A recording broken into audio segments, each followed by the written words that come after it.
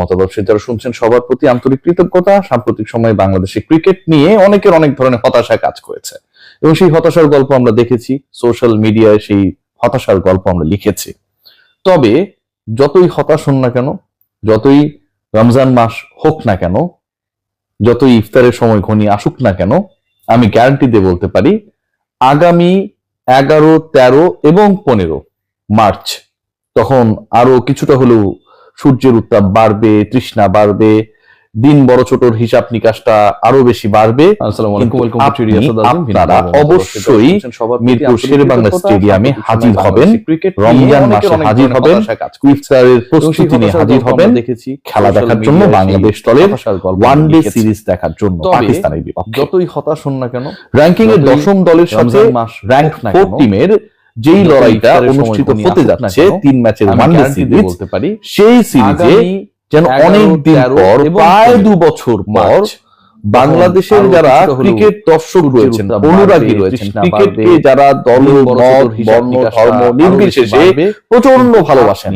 তাদের জন্য এক অসাধারণ উপলক্ষ হতে যাচ্ছে এই 3টা স্টেডিয়ামে। এবং ক্রিকেটের জন্য হাহাকার লাইন হাজির হবেন, টিকিট প্রাপ্তির পর উচ্ছ্বাস কয়েক হাজার গুণ যে বেড়ে যাবে বাংলাদেশ দলের, তার কারণ, তার পেছনের কারণ, তার সবচেয়ে বড় কারণ হিসেবে কাজ করবে র্যাঙ্কিং এর 10ম দলের সাকিব আল হাসান র্যাঙ্ক 4 টিমের জাতীয় দলের লড়াইটা অনুষ্ঠিত নিজের দেশে ম্যাচের ওয়ানডে মার্চ মাসে, সেই সিরিজে যেন খেলার অপেক্ষায় বাংলাদেশের ফেভারিট ফরম্যাট, যেই ফরম্যাটে এই মুহূর্তে বাংলাদেশ দলগতভাবে ভয়াবহ চাপের মধ্যে রয়েছে, সেই মত, বর্ণ, ধর্ম সাকিব আল হাসান আসছেন বাংলাদেশ যেন নতুন প্রাণ স্পন্দন উপলক্ষ হতে যাচ্ছে। Shakib is coming back and Shakib is coming back after almost 18 months. Ticket এবং সেটা হতে যাচ্ছে মার্চের প্রথম সপ্তাহে। যেই আলোচনা, যেই ডিসকাশন আমি অনেক আগে করেছিলাম এবং সেই করার বাস্তবায়ন বড় কারণ হিসেবে কাজ করবে আর মাত্র 2 সপ্তাহের মধ্যে। সাকিব আল হাসান আসছেন জাতীয় দলের হয়ে আরো একবার খেলার নিজের দেশে। সাকিব আল হাসান আসছেন জাতীয় দলের হয়ে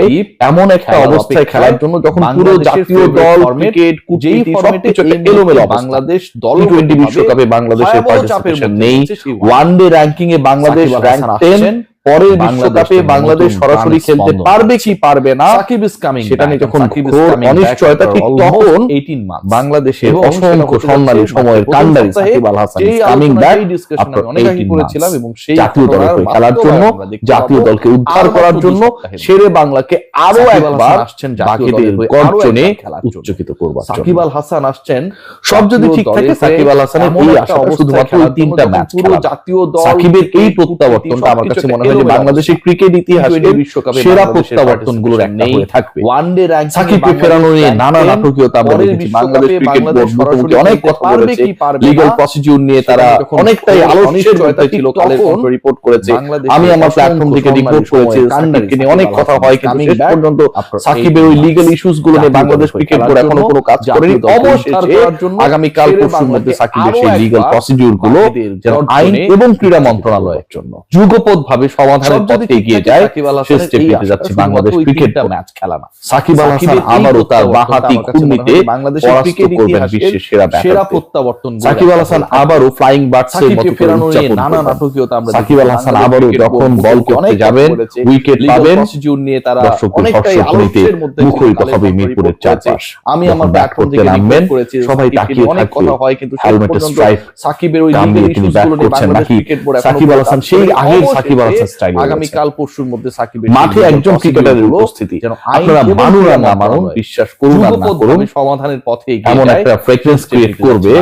18 মাস পর সাকিবকে আরো একবার কাছ থেকে দেখার সুযোগে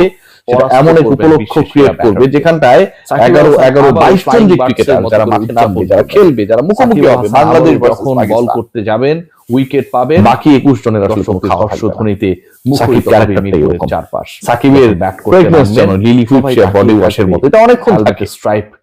চলে গেলেও থাকে, ব্যাট করতে না থাকলেও থাকে। সাকিব আল হাসান সেই আগের সাকিব আল হাসান ঘন্টা পর্যন্ত যেভাবে আপনার ময়েশ্চার ধরে একজন ক্রিকেটার সাকিব আল হাসান যতক্ষণ খেলবেন, যতক্ষণ বল করবেন, যতক্ষণ ব্যাটিং করবেন,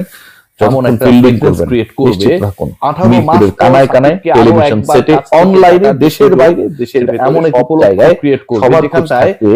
11 চেষ্টা থাকবে সাকিব কত রান করলো কয় উইকেট মুখোমুখি হবে সাকিবের প্রত্যাবর্তনটা কেমন হলো ক্যাপ্টেন তাকে প্রপারলি ইউজ করেছে কি করে না প্রতিপক্ষ কতটুকু চাপে ছিল বাংলাদেশ কতটুকু সাকিবের প্রত্যেকটা আলোচনা প্রত্যেকটা বডি ওয়াশের মতো এটা অনেকক্ষণ থাকে কেউ কখনো ভেবে চলে গেল সাকিব এভাবে আবার ফিরে আসবে কেউ কখনো ভেবেছিলেন যে সাকিব আল হাসানের জন্য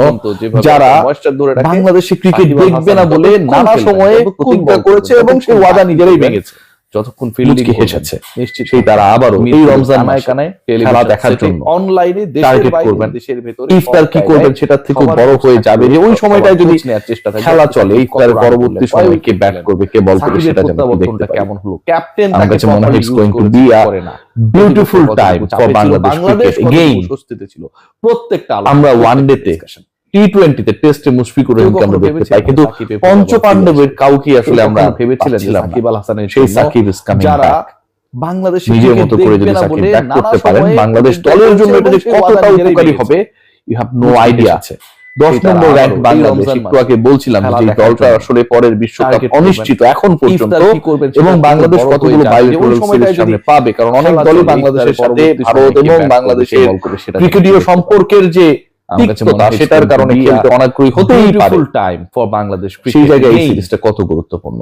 কয়েকটা কারণে গুরুত্বপূর্ণ শুধু সাকিবের উপস্থিতি না সাকিবের উপস্থিতি স্বস্তি দেবে এবং সেই স্বস্তির জায়গাটা যদি আমি বিশ্লেষণ করি র‍্যাঙ্ক 10 বাংলাদেশের এই মুহূর্তে র্যাঙ্কিং পয়েন্ট রেটিং পয়েন্ট হচ্ছে 76 এবং বাংলাদেশের উপরে থাকা উইন্ডিজের হচ্ছে 77 ইউ হ্যাভ নো আইডিয়া যদি টপ 4 এর মধ্যে থাকা পাকিস্তান 105 রেটিং পয়েন্ট নিয়ে যে দলটার নাম নিশ্চিত এখন 4 এর মধ্যে রয়েছে এবং সেই দলকে হারাতে পারেন সেই দলকে আপনি হোয়াইট ওয়াশ করতে পারেন আমি বিশ্বাস করি বাংলাদেশ দল সেটা করতে পারবে ক্রিকেটীয় সম্পর্কের যে অথবা সিরিজটা জিততে পারেন বাংলাদেশের পয়েন্ট বেড়ে 80 এর কাছাকাছি হয়ে যাবে এই সিরিজটা বাংলাদেশের র‍্যাঙ্কিং 10 থেকে হয়ে যাবে 9 বাংলাদেশ উইন্ডিজকে টপকে যাবে বাংলাদেশ অনেকটা 8 নম্বরে থাকা ইংল্যান্ডের কাছাকাছি চলে যাবে র‍্যাঙ্ক 10 বাংলাদেশ এই মুহূর্তে ranking upcoming world cup 27 world কাপে সরাসরি খেলার পথে উইন্ডিজের হচ্ছে 77 যে দুঃস্বপ্ন এই মুহূর্তে ভর করেছে ক্রিকেট বোর্ড ক্রিকেটার সমর্থক সাংবাদিক সবার মাঝে এই দলটা সেটা একটু হলো পাশ কাটা 4 এর মধ্যে রয়েছে এবং এমন একটা সিচুয়েশন সেই ঘটনা ঘটতে যাচ্ছে এক পয়েন্টের ডিফারেন্সে বাংলাদেশ র‍্যাঙ্ক 9 হয়ে যেতে পারবে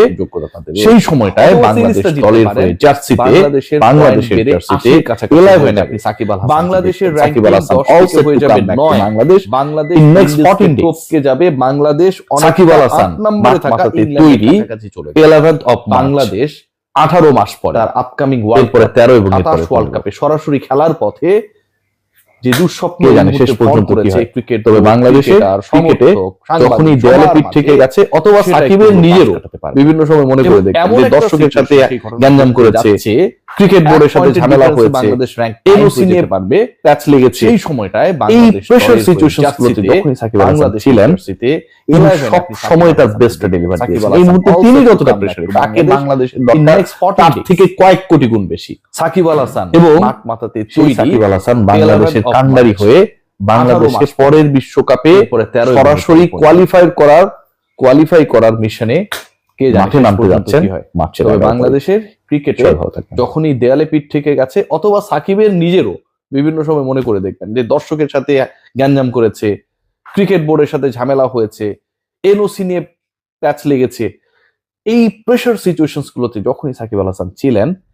তিনি সব সময় তার বেস্টটা ডেলিভার দিয়েছেন এই মুহূর্তে তিনি যতটা প্রেসারে তাকে বাংলাদেশের দরকার তার থেকে কয়েক কোটি গুণ বেশি এবং